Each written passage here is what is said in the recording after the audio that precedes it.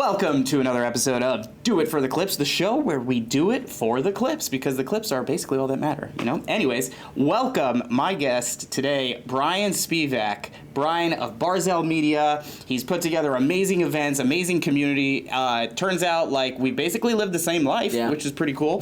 Anyways, welcome. Thanks for having me, Zoli. So, what brings you to Miami? Because you live in Israel, right? Yeah, I live in Tel Aviv. Basically, I came to Miami because I had come to Miami in November for a speaking tour, and I was like, oh my god, I'm hooked. Like, this place is amazing. So, like, next time I am in the States, I gotta come back to Miami.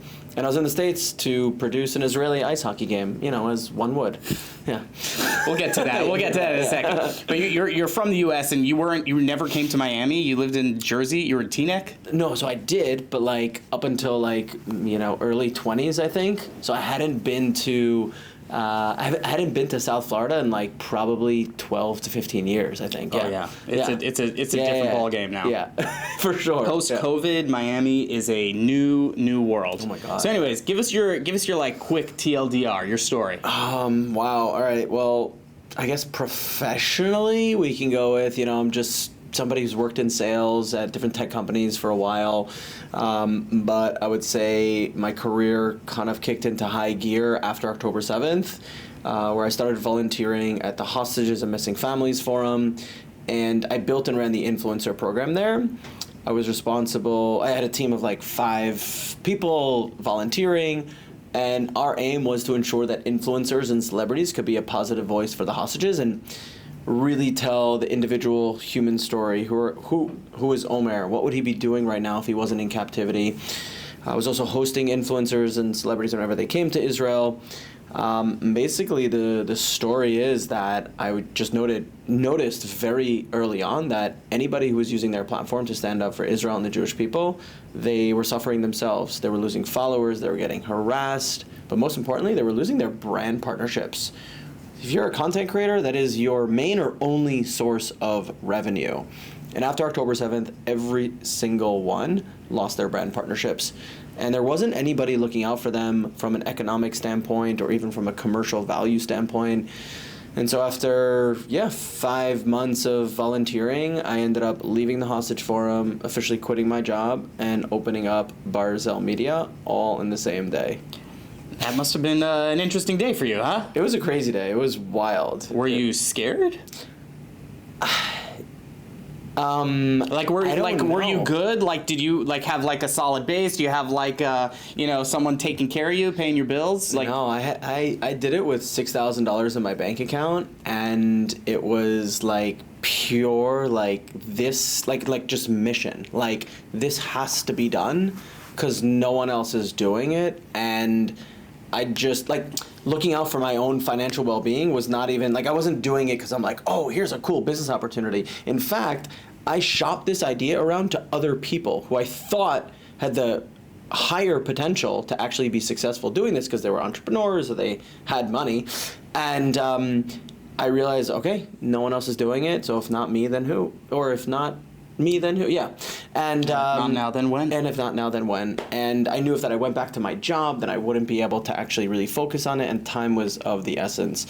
And it was, and I had spent 5 months like hanging around hostage families and hostages. So like looking out for my own like personal like financial well-being was just like, it became secondary. It was like very natural for me to forego like any personal like thoughts, for me at least, and I was just driven by the fact that this has to get done. And then, so you started that, what year was it?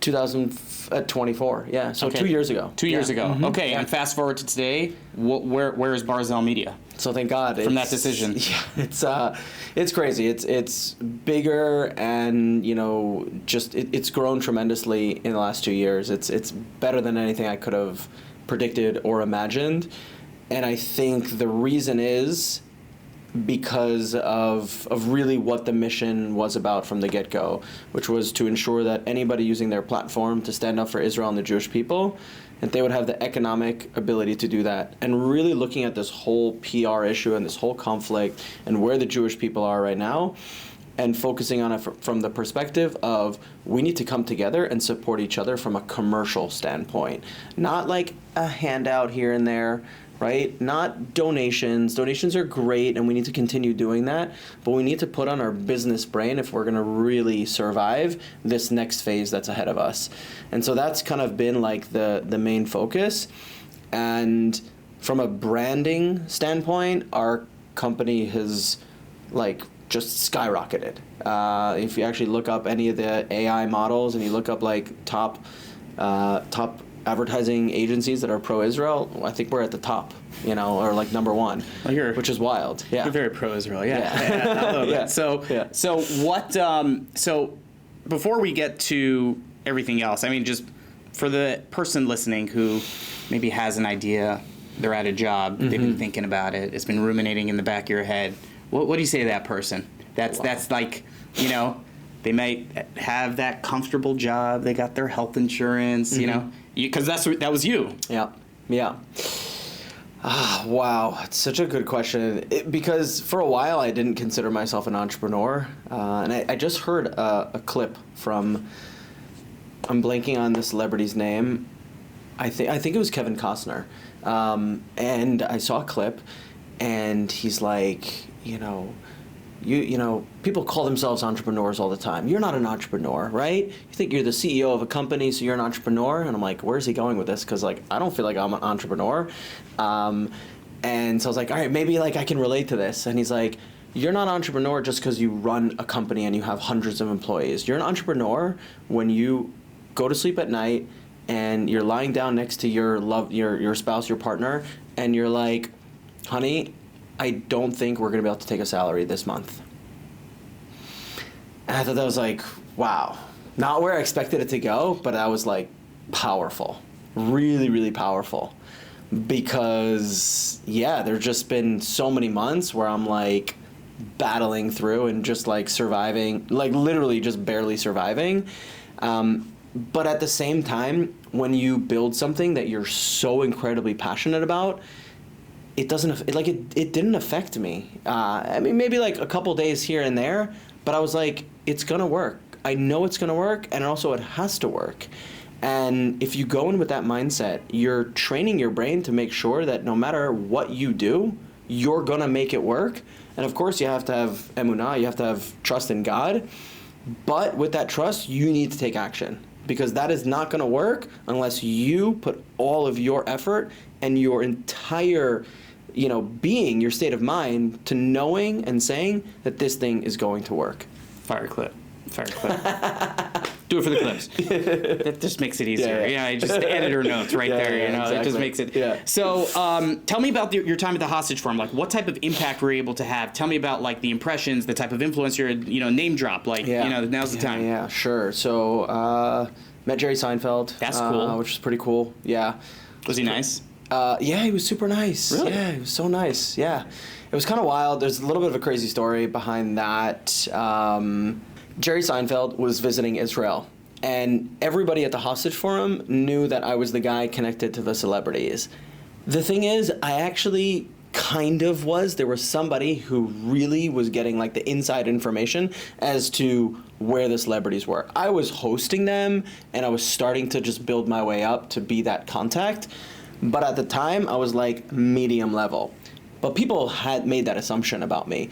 So everyone knew that Jerry Seinfeld was in Israel, and they said, Brian, like, is Jerry coming to the hostage forum? When is he coming? What's the deal? And I'm like, bro, like, I have no idea. Like, you think way too highly. Like, Jerry Seinfeld? Like, no, I don't know that. Like, no way.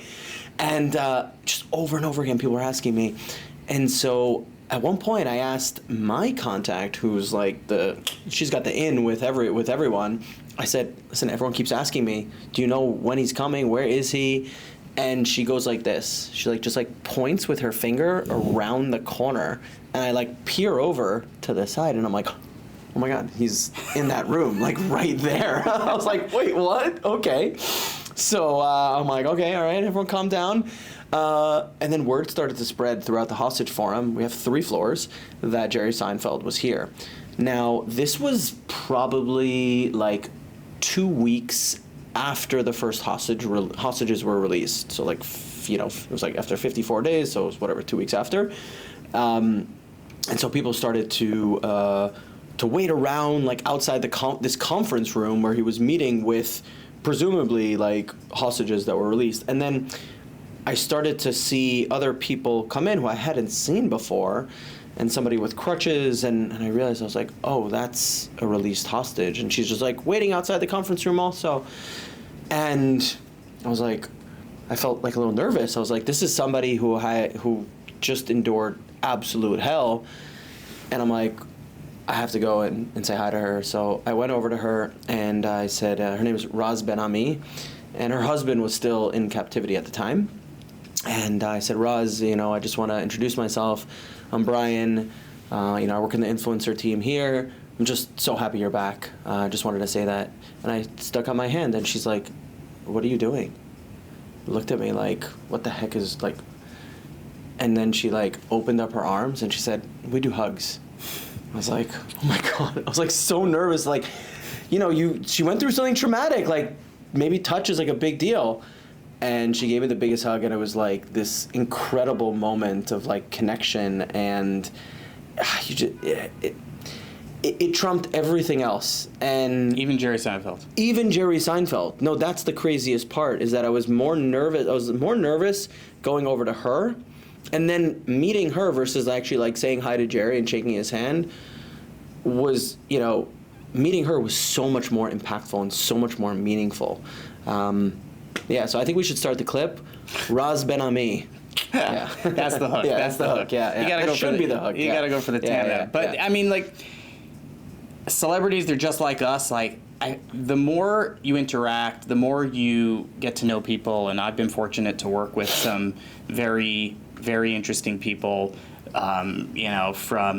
From celebrities to billionaires, like literally spans the gamut. Everyone's just a guy, a girl, like sure. They're just like, they may like seem they're just people that happen to make it. And they want to also be treated normally. That's the biggest thing. Like, and I think if you fanboy, you're out. Yeah. If you go up, oh my God, Jerry, I loved your. Shut up.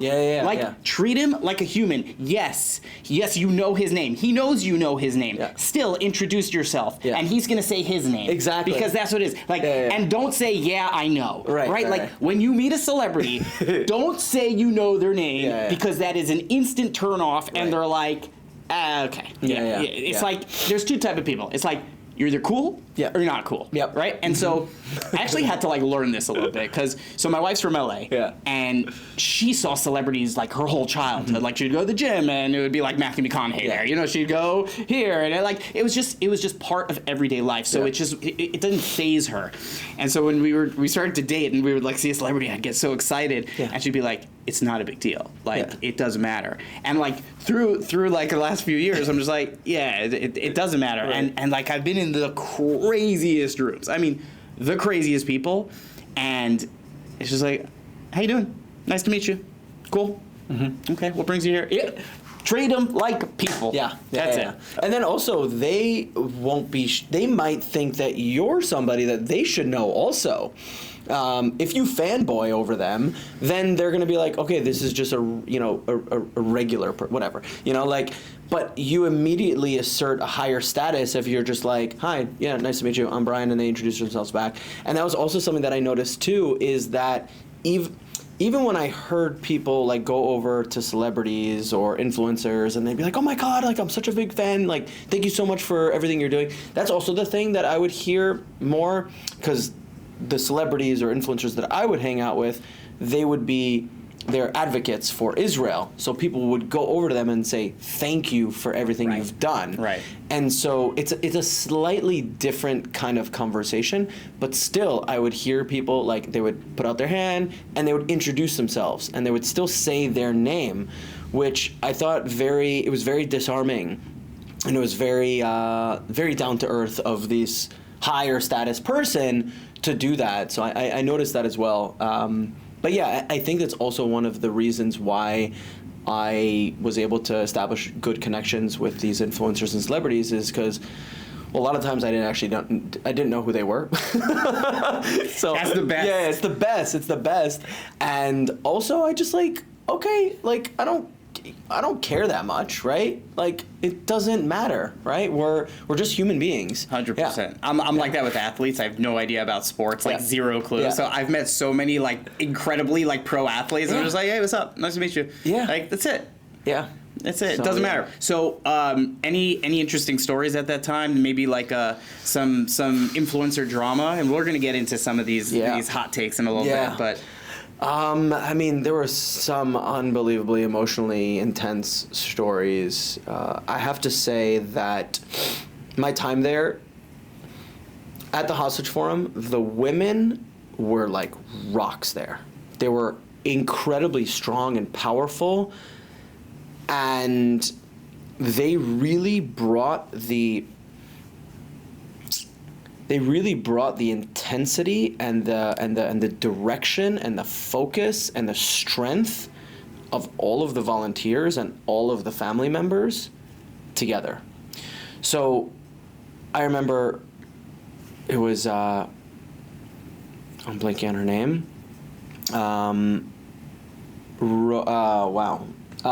Romy Gonen. Romy Gonen, her sister Yarden, she was at the Hostage Forum almost every single day, and she would do interviews, and she would be helping people, and she would just be there all the time. And I would say to her, I'd be like, Yarden, how do you do this? And her husband, her boyfriend at the time was in Miluim, in reserves. Like, how do you do this? And, how are you able to stay so positive? And she would say, that's the way Romy would want it. And it's just a reminder of, like, the perspective of, like, we think of people of just being, like, here and now in this moment, but they're also thinking about the deeper meaning behind who they are and what they're doing and what they are representing, right? They're talking about their loved ones in captivity.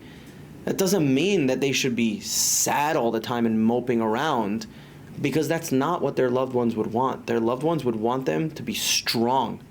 Their loved ones would want them to be positive. And it's just a reminder that just because someone's suffering, it's important to have empathy.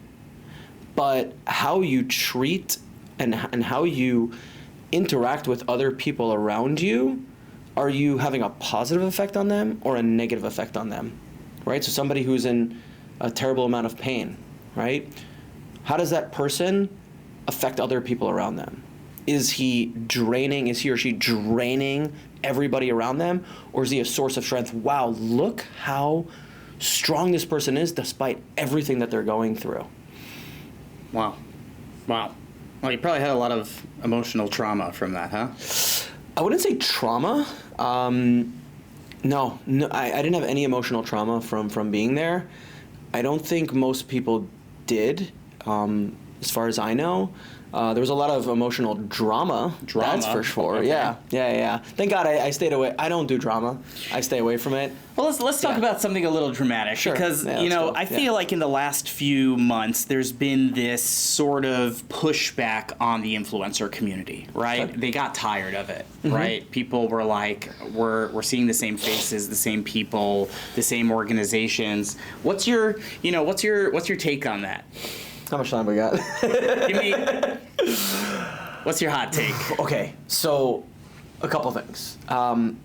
Number one is, let's talk about like the large organizations. I think they face a lot of criticism that is, listen, I think that there's a lot of reform that needs to be done in these large organizations. They get a lot of crap for the fact that they're doing these big galas. And I disagree. I agree with the criticism, but at the same time, they also know what works and what brings in money. But you know, so it's like this weird.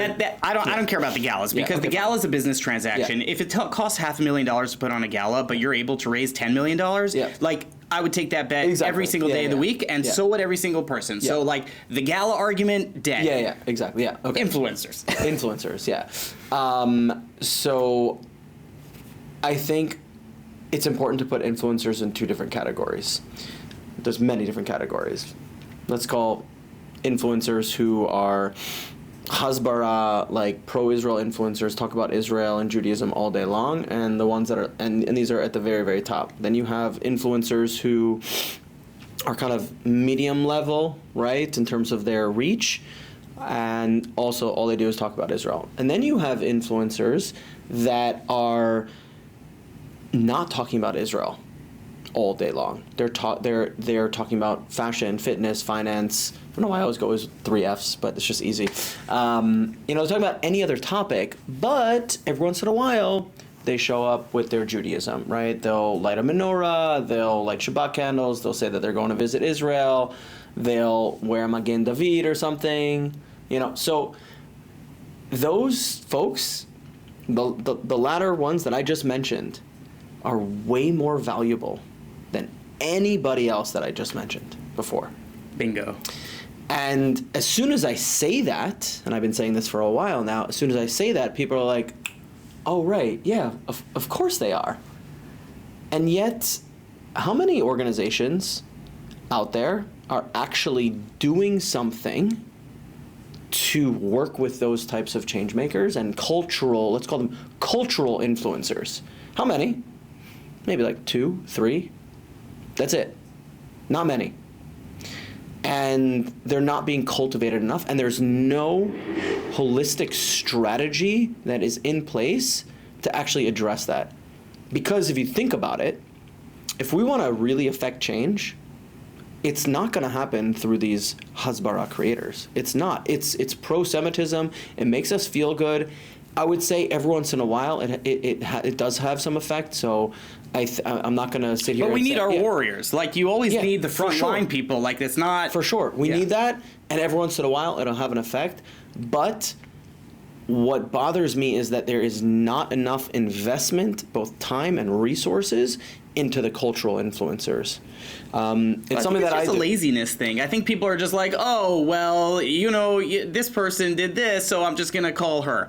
It's not a one-to-one transaction. That's why it's not it's not like, oh, we should do this thing with that person. It's not so obvious, right? Right. If something happens in Israel or there's like an anti-Semitic attack, right? It's like, hey, let's get this person to talk about that. Simple, easy. Right. Easy. Right. What is a proper strategy for working with cultural influencers while ensuring that they don't become these Hasbara influencers, right? That's what happened a lot, was that we would start working with them and then all of a sudden they would like lean too far in. And I'm like, no. Like stay in your lane. Stay in your lane. So these are some of the things that we do work on, and we have strategies in place. We have initiatives that actually solve all of those problems. And actually, at the end of the day, when you combine all the elements here of helping these cultural influencers, helping small, medium-sized businesses, and also at the same time, if you combine all of those things together, it actually solves Israel's PR problem. Or why do you think Israel is so bad at PR? So I like to push back on that statement all the time because I don't think that Israel has bad PR. I think that Israel has an issue with how people perceive it, which does mean so it's bad PR. It means bad PR. Okay. But sorry, listen, it implies, I was on the other side of this too. Yeah. I was in the U.S. doing like basically what you were doing too, but just like in a different capacity. Yeah. Let me rephrase. Hold on. Go ahead. The head of Hezbollah. Yeah. Did he speak English? Of the head of what? Like the Hasbara, what's the organization that's like in charge of that stuff in Israel? Oh, I don't know. I don't know. The Misrad. Yeah. Fine. Yeah. Yeah, is the guy running it? Did he speak English? No. Exactly. Right. Yeah. Who, like, what kind of asinine staffing problem do you have that the guy who's in charge of getting your message to everyone else doesn't speak English? Yeah. Okay? And like, I see these cultural differences all the time. If you don't have not just someone who speaks English, but understands American culture deeply, you failed. Yep. Because Israeli culture and American culture are way different. Yeah. And if you put an Israeli in like an American situation and just with their like, what's the problem? It's no problem. We do it. We do it. Yeah. It's like a bull in a china shop. It never works. And that's why they go out with these campaigns like, and they think it's going to do something and it just falls flat. So that's why I think they had a problem. I think they just had a staffing problem. I kind of disagree. I'll tell you why. Of course, it definitely doesn't help, but I say the following. But by the way, I do want to comment on this whole like staffing problem because I have another example I want to give you. But I think, because here's what I say. Imagine if you got the right person in place, okay? You had the right strategy and you didn't bumble all these things. You responded quickly. You got in all the languages, all of these things, right? Imagine we got all of those things correct. You're smiling because I think you know where I'm going with this. How much would that affect actually the perception of Israel? Maybe this much? They're going to hate us no matter what. That's the bottom line. Exactly. So why do they bother? Because you have to do something. Because at a certain point, let's say here's the equilibrium, you don't want to go below. Like, as in there is a point where it's just negative and negative and negative. But I'm saying, and which is why I say the following, which is, it's not that Israel has bad PR and that the state of Israel is doing bad PR. It's the fundamental distribution channels that we relied so heavily on after October 7th broke down. Okay? Basically, or started to slowly shear away. So after October 7th, we had a lot of people standing up for us. We had people talking about the hostages. At a certain point, they just stopped. Now, why did they stop? It was bad for business. Okay? So how do we make it good for business? But this is the thing that I talk about. To me, it's so obvious. We need to create a commercial incentive structure that allows them to actually stand up for Israel, where it makes commercially viable sense for them to do it. Now, that doesn't mean the state of Israel should be paying them, and they're not, despite all those rumors, right? It means that we need to find commercially viable solutions that can actually help facilitate that. And that is what we do, and that's this whole initiative that I've built, where we have small and medium-sized businesses that are struggling to compete sometimes, right? They're not getting the attention that they really need to compete with the giant behemoths, right? They might have a great product, right? But all of a sudden they're up against Amazon or Google. So how do they compete to do influencer marketing or big marketing campaigns?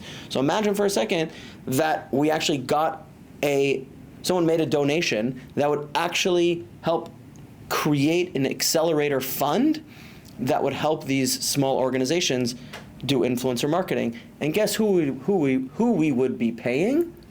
Not the Hasbara creators. We'd be paying these cultural influencers and saying, hey, by the way, Mr. Fitness Influencer, I have a partnership for you.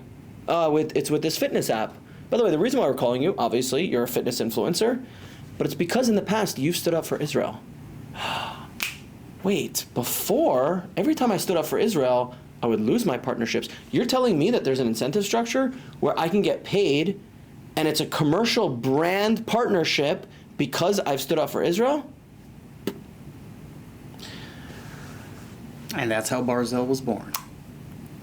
Kind of.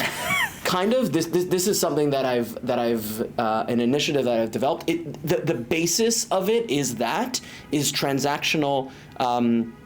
Are these transactional partnerships that are based on commercial value, but this whole system of like having this accelerator fund and helping small, medium-sized businesses that can't afford to do influencer marketing, and then finding these cultural influencers and actually thereby creating this flywheel effect where we're actually positively incentivizing people to talk about Israel in a positive way. That is something that kind of came about, over time. And by the way, we're not asking people to post about Israel. We're just creating the incentive structure in place so that they can feel like, you know what? Yeah, I'm going to light Shabbat candles today, and I do it every day, but this time I'll actually show my audience. Because I don't feel like it's going to have as great of an effect on me. Got it. Yeah. And that's why you called it Barzel. Exactly. Well, define it. What does Barzel mean? So Barzel means iron. And it is also the Iron Dome is called Kippat Barzel, and I was looking for a name that symbolized strength, protection, and defense. while at the same time it was a word that I think has a strong, the letters in it. What's that? Not the etymology, but the intonation. That might be the right word. Yeah, sure.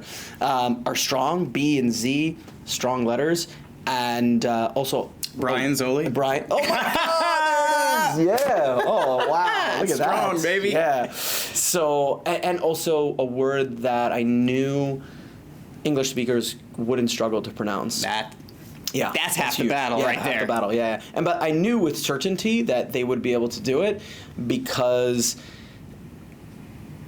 there is an NHL hockey player. You don't know any athletes, but his name is Matt Barzel. He's one of the top players in the NHL, and the announcers have no trouble saying his name. Okay. Now, what's interesting though is that since I came up with the name of the company, I started actually producing like sports games, right? This hockey game in New York, and got involved in league, and I realized that these announcers don't naturally know how to pronounce it. They actually have to study it and learn it, which makes sense. But I didn't think about that. I was like, oh, they just know how to pronounce the name. I right? mean, like you have a guy in the Heat, like Bam I can't even pronounce the last name. Adebayo. What is? I don't even know it.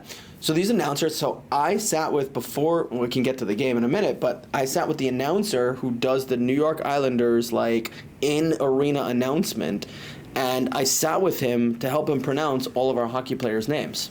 Yeah, there was one easy one that I knew definitely how to pronounce because there was a hockey player named Mikey Spivak, so I knew how to pronounce his last name. That's easy. But pro tip for the Israeli organizations: if you're trying to get to an American audience, don't call your organization Chachmei Chacham. Exactly. Avoid the chuz. Yes, definitely. You know, no one's gonna get that. 100%. Yeah. So a hockey game. That's like a wild transition. It's like influencer marketing. You're like, oh, the hockey game. So like. What? Yeah. What hockey game? What hockey, yeah.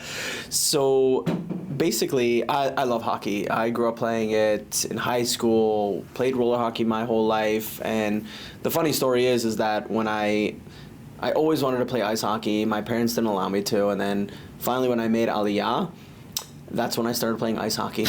You move to the Middle East, the desert, the dry, arid desert, and that's when I pick up ice hockey. Nice. Yeah. So, my buddy told me that there was a league, and so I started Where's playing. the arena? Where are there ice skating rinks? There's a bunch of arenas. When I moved there was only one in the center of the country, and there was another one that was further up north, which has now unfortunately been partially destroyed because of the war. Thanks, Hezbollah. Yeah, exactly. They're gonna have it coming. Yeah. So comment down below. Yeah. So basically, just been playing for the last 10 years or so in Israel, and I got introduced to a guy who very involved in Israeli hockey, and we became friendly. And he said to me about a few months after I launched my company, he's like, "Hey man, we'd love to get you involved in the league and helping promote it, all this stuff. We have games all around the world." Basically, this guy created this league called the IEHL, which is a summer league that exists in Israel. They bring players from all over the world to play in Israel during a 6 to 8 week tournament period. And it's basically a chance for anyone who has their off season is usually in the summer, so it's a chance to continue to play ice hockey. Some of the players are Jewish, most of the players are Jewish, but many non-Jews come, and they're experiencing Israel for the first time, and they're touring, they're seeing the land, they're getting a sense of the culture. So it's an incredible opportunity just to do pro-Israel exposure for people that don't get to come to Israel. And one day, this friend of mine, Tal, he calls me up and he says, "Brian, I have a crazy idea. Are you sitting down?" I said, "Oh my God, Tal, what is it this time?" And he's like, "We want to do the IEHL at an NHL arena." And I was like, "Are you crazy?" He's like, "Yeah, but we're going to do it." I'm like, "All right, I'm in. Let's go." So he's like, "Okay, we need your help getting influencers involved. We need your help getting sponsors." That's my thing. I find brands and I find influencers. So it was a natural fit. And yeah, we got, half a dozen sponsors for the game. So we did it in March 2025. We brought Jerusalem to play against Tel Aviv at UBS Arena. In Long Island, New York. In Long Island, New York. Where the Islanders play. Where Matt Barzell plays. Are you impressed that I knew that? That's pretty good. I mean, I'm from Long Island, so that's the only reason. No, I'm surprised you didn't say Nassau Coliseum, No, they moved. Yeah, of course, yeah. So, beautiful state-of-the-art arena, and it was the most incredible night of my entire life, and I didn't play. I just helped produce and put together the game. And what was kind of wild about it is that Tal, who was supposed to come to the game, he's the commissioner of the league, he couldn't make it out of the country. And so all of a sudden, I'm there scrambling to like actually put the final pieces of the puzzle to help create the game, organizing like some players, when they're going to come out, doing this, working with the production team, the in-arena staff, like all this crazy stuff. And I'm like, this is not my thing. I'm not an events guy. But there I am just doing it. And it was amazing. The energy was off the charts. And the game was incredible. And it was just, one of the greatest nights of my life. So you're doing it again? So it was planned for February 22nd, 2026, which was in the past. Yeah. As you're listening to this episode. But there was also the date of this massive snowstorm in New York. Yeah. So it got canceled literally less than 24 hours before the game. We had all the players in town. People flew in. Yeah. So how'd that go? It was a trip. Yeah. What happens when like you have to cancel an arena rental for snow? How does that work? Yeah. Okay. Good question. Yeah. So. It's not like a school day. No, it's like, yo, you rented an arena.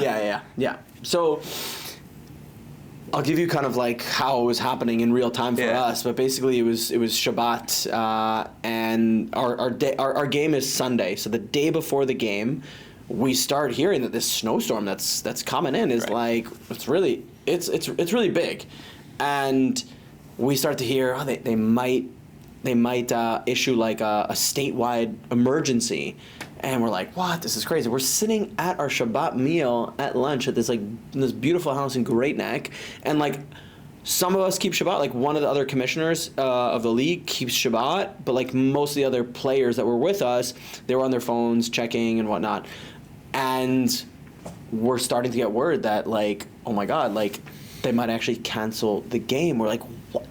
Wait, what? That's insane. Like, and like, crazy. How much does it cost to put this thing on?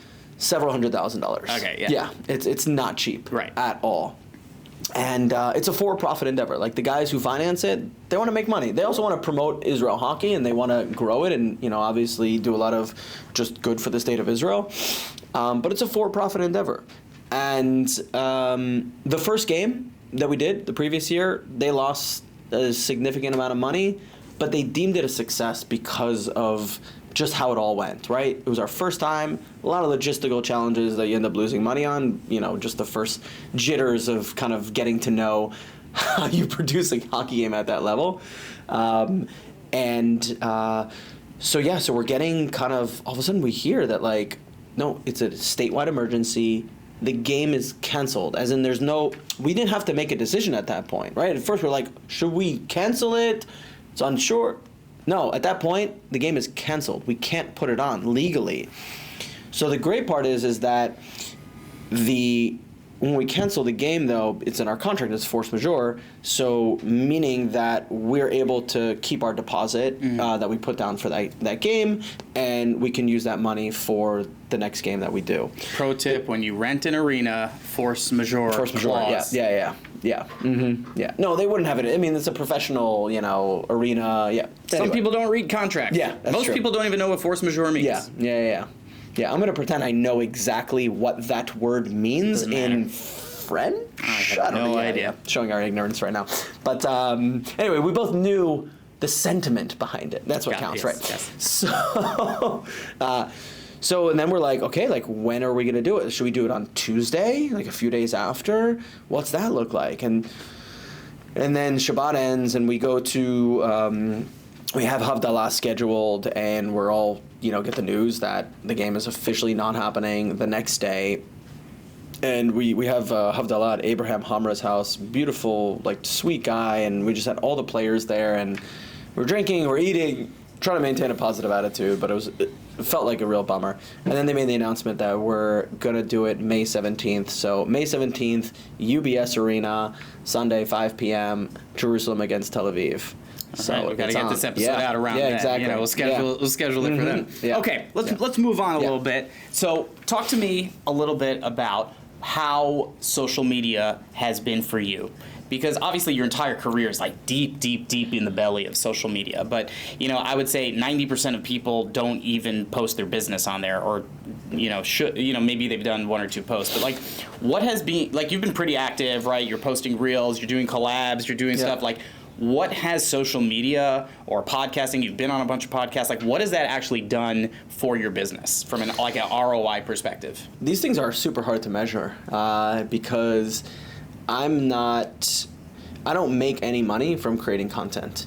But I work with people who make money from creating content. So people sometimes think that, oh, your business is, you're posting content so you're making money. No. I'm posting content to promote my brand and my business, which is super important. People don't realize. They think people ask me, it's like, how much money do you make from that video that got 5 million views? I was like, I don't know, $3 maybe. Absolutely nothing. Yeah. You don't make money from social media. You make it from a business on the other end. You use social media to get attention for your business. You don't use it. You don't expect that. Like, listen. If you want to go viral, if you want to get into YouTube and go crazy and like think you're going to make tons of money, like good luck to you. Yeah. I have a client that has done probably 200 million views on YouTube. He's probably made like maybe $8,000. 200 million views, shorts. Oh, okay, they're shorts. That's why. Shorts pay less. Okay, but even the long form, like long form pays pretty well. It depends on the topic. But you've got to be paying. You've got to be getting like hundreds of thousands, if not millions, of views to even make a dent. No, you could do pretty well. The YouTubers do. I mean, again, it depends on the level. It depends on the level, but YouTubers, you know, if you're posting consistently and you're getting tens of thousands or hundreds of thousands of views on your content, you can earn a real living on there, for sure. Yeah, but for the most part, most people are not that talented or that interesting to garner those type of views. I mean, it's possible. Yeah, it's possible. But like, it's so much easier to just build a business, have a product to sell, have a something. And people love to glorify influencers, and they love to say that, oh my god, I would love to be like, I wish I was an influencer, I wish I was famous. And it's like, I'm telling you, you don't. You and I were married to our businesses, right? But we control most of what goes on in our business. We have that ability to control many of the levers. If you're an influencer and you're trying to earn money by creating content online, you're married to the algorithm, which you don't control. You can't stop. Once you stop, you're done. There was a guy here where I saw the other day. It's a friend of mine. He's a musician, so he earns probably most of his money from music, not from content creation. But he's like, I wanted to do an experiment of what would happen if I stopped posting for 3 months. It's like, yeah, newsflash, don't do it. It just killed everything. And so you can't take a break. And everyone says, okay, it's important to detox from social media. If that's your business, you can't do that. You can't hire somebody to be your face. I mean, maybe with AI, it's possible, but you always have to be on. And it is, I mean, you've seen the interviews with Mr. Beast, and he has no work-life balance. Everything is taking a massive emotional toll on him.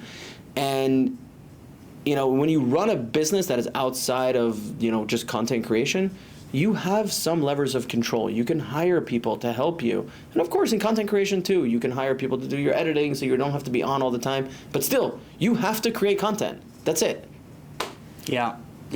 I think every influencer out there should have some sort of business on the other end. Yeah. Something to sell. Yeah. Like, if you have the ability to gain millions of views, you have a very special talent, which is called getting attention, and that is the most valuable skill in today's day and age. And you also have trust. If people are watching you and you have a big following, you are garnering trust. And that means the thing you put in your bio, they're going to trust you to do it. That's a privilege that you can lose, because if you scam people, which they do that all the time, like, it's going to happen. But it doesn't have to be complicated. Like, if you're a finance person, put a little consulting link, and you can sign up for Calendly and charge $100 for a 1-hour consulting appointment. Do that. Yeah. You never know. Like, people are so afraid to put some commerce on the other side. Like, everybody's got to eat, and everybody understands that. It's not like a foreign concept, but if you think you're going to make it from just brand partnerships and just the money that the videos pay you, it's never going to happen. Yeah, that's true. Yeah. So, what's next for Brian? What's next for Barzel? What's 2026 looking like? Yeah, so I think 2026 is proved to be a period for diversification and trying to come up with new business models and business structures. But because basically 2024 and 2025 was just me grinding away, trying to bring in as much business as I possibly could, work with budgets that were like hairline thin, and trying to extract We got $500. What can you do for us? Crazy. Like, how much money can I make on $2,000 investment in influencer marketing when I have to work with multiple influencers, all the back and forth, the logistics, the amount of back and forth that happens for a single transaction, I think it's like at least 30. Like, the back and forth, it's crazy. And then you have back and forth not just with the creator, but with the brand too. You're playing this middleman. And so that's why you get paid. Yeah. So and even on those deals that we're managing these budgets, we don't make enough money to justify the amount of time that we put into it. But we still recognize that we're in the building blocks. We're still at the ground floor where we got to put in our time. We got to build that trust. We got to earn that trust, and we've done, thank God, a really good job of that. We've built a really incredible brand where people know to come to us to work with the best influencers and the right influencers. And I say right influencers because it's better than saying the best, because people are like, oh my God, like, I want to do a partnership with Michael Rappaport. And I'm like, stop. Like, he's great and everything, but stop. Like, not everything is Michael Rappaport and Montana Tucker. Like, just because you see them all the time, that doesn't mean that they're right for you. So I'm like, I immediately just say, I stop them. I'm like, no. I'm like, I can contact them. But no, that's not what's right for you. And so I have to do a lot of that. And so it's diversifying our approach, meaning we are now starting to bring on more retainer clients. We're offering services that are kind of long-term with monthly recurring revenue, where we are offering services from trusted service providers that fit under the heading of storytelling. Because everything really leads back into what is the message that you're trying to garner. What is the message you're trying to convey to the audience, and how you're going to get that message out there? There's like a million agencies that do that.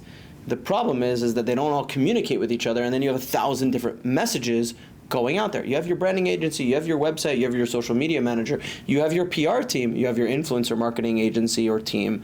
They're not communicating with each other. So what we've built is the first full-service agency that is handling everything from website to social media consulting and strategy, influencer marketing, PR, personal branding, so executives who need to get their name out there. Oh, wow. I hope you have a good provider for that. I don't know. I'm still looking for one, yeah. Well, right here, actually, yeah. Go ahead. So we've got, so this is one of the services that we're going to be offering, bringing executives the ability to get their story out there in a meaningful way. Podcasts have been huge for me, but you have to get invited on a podcast. You have to have a super interesting story that somebody else wants to hear. Maybe you know that you have an interesting story. So that's why we hire you guys, or that's why we are giving our clients the ability to hire you guys through Barzel, through a lens of what is the story we're trying to get out there. And podcast is just one of those levers that we can utilize to ensure we're getting the story out there. Yeah, podcasts are a bitch. Yeah. They're such a pain in the ass. I cannot begin to tell you. I started doing just shorts. It was like very easy. You film the video, you edit, you post it. Podcast is like 800 other steps before you can get there. Yeah, and it's crazy because everybody knows it. They're amazing. Yeah. Like everybody, from an ROI perspective. Yeah, and everybody knows, everybody wants to do a podcast. People realize immediately, oh my God, this is gonna cost me a ton of time, money, and infrastructure. And so you guys come along and you actually literally have like podcast as a service. That's incredible. Same thing with influencer marketing. People are like, oh my God, I need to do this. So they're like, oh, actually my daughter loves Lizzie Savetsky. So like, let's do a partnership. I'm like, what other business strategy are you using where you're listening to your daughter's suggestion because she likes this person? Are you doing that with your finances, with your taxes? Like, what we do that with influencer marketing? Lizzie, Montana. Yeah, we love you. I love you. Yeah, we love you. Yeah, we love you. Okay. Yeah. But it's just not a strategy. Yeah. You're going to kill us. Yeah. We might have to cut this whole segment. All right. I think that as we wrap up, final messages. What do you think, like, if the average person out there is trying to, do sort of what you're doing, is like, how do you economically benefit, the Jewish people? Like, how should they be thinking about that? How can they maybe do it on their own terms or in their own industries or in their own niche? Maybe it's not media, but like maybe as like a final sort of party message to everyone. Yeah, so in the last 2 years, I've gotten this question quite often. And it's related to, what can I do? How can I help the Jewish people? And people say, oh, I post on Instagram all the time. I'm doing on your private account with 300 followers. Yeah. And I say to them, don't do that. Like, it's very nice of you, and I'm sure it makes you feel good, but don't. For 2 reasons. Number one is, it's not really having that much of an effect. And the second, most important reason is that it's giving you the feeling that you're having a good effect. Oh yeah, I shared that story and it made me feel really good. No, it's not doing anything. I'm sorry, it's not. And you, whoever's listening to this, you have the ability to make real change. Don't go into someone else's lane. Stay in your lane. What are you good at? Maybe you're really good at finance. Maybe you have a meetup with a bunch of, real estate professionals every single month. Be influential in the categories that you are strong in, that you feel connected to. If you want to launch an entire platform on social media, sure, go ahead and do that. Be intentional about it. But just reposting Hen Mazig's, reel, sorry, Hen, it's not going to help us. I'm sorry, it's just not. Commenting helps because it helps them, right? It's super important if you want to support these content creators. It does help them, and it helps the message get more exposure. But I don't think that you're really affecting this change on this big scale just because you see these big content creators do it. And so I say to people, be intentional about how you're planning on helping Israel and the Jewish people. There are so many ways that you can do it, and it's not just by sharing a story, and it's not just by opening up your wallet and making a donation, okay? We're influential in business. So many of us make tons of money, soon to be there, but use your business influence to really affect change. We think that we can compete with Qatar? No freaking way. But the way that we can, how many entrepreneurs does Qatar have? I don't know. They're a bunch of lazy bums that use their Qatar monetary fund that is just all oil. They're not as business savvy and as smart as we are. We need to use our business prowess to really affect change and not just do it through donations and handouts or just reposting Hen Mazig's story. I love it. So if you're an influencer, if you're a brand and you're interested in working with Barzel, what's the best way? Check us out, barzelmedia.com. Follow us on Instagram, LinkedIn, Brian Spivak, Barzel Media. Yeah, and let's work together.